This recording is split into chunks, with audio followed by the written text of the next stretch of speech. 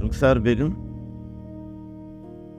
ॻोठ वारा पाण पंहिंजी मुसीबत खे दावत पिया ॾियनि।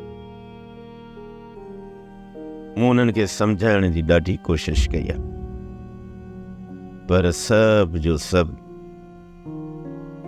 कमाल जे चालबाज़ुनि में अची विया। जॾहिं त कमाल खान ऐं ओठो तव्हांखे को नुक़सान नथा ॾेई सघनि त पोइ तव्हां उन्हनि सां ठाह करे छॾियो। पोइ ॻोठ वारा ॼाणनि त उन्हनि जी क़िस्मत ॼाणे। उहे उन्हनि जे चालबाज़ुनि खे कोन था सम्झनि। जॾहिं हू वापसि ॻोठ में ईंदा न, पोइ इहे सभ जो सभु ॻोठ वारा रत जा ॻोढ़ा ॻाड़ींदा।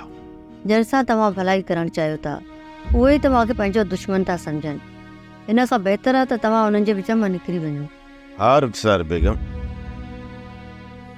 हाणे का ॿी वाट बि नाहे रही। मूंखे उन्हनि जे विच मां निकिरणो पवंदो। मां त चवां थी त असां ई ॻोठ छॾे हमेशह हमेशह लाइ शहर वारे बंगले ते हली रहूं। मां पाण इहो ई सोचियो आहे।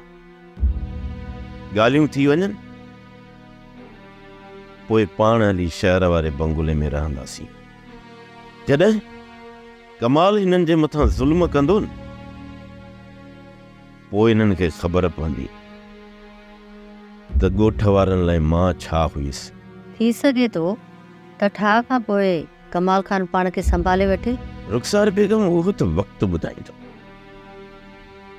त कमाल ऐं ओठो ॻोठ वारनि सां कीअं था।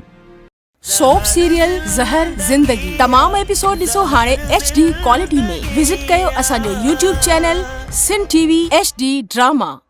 सब्सक्राइब कयो असांजो ऑफिशियल YouTube चैनल सिन TV HD ड्रामा ऐं वधीक अपडेट लाइ बेल आइकन खे क्लिक करियो।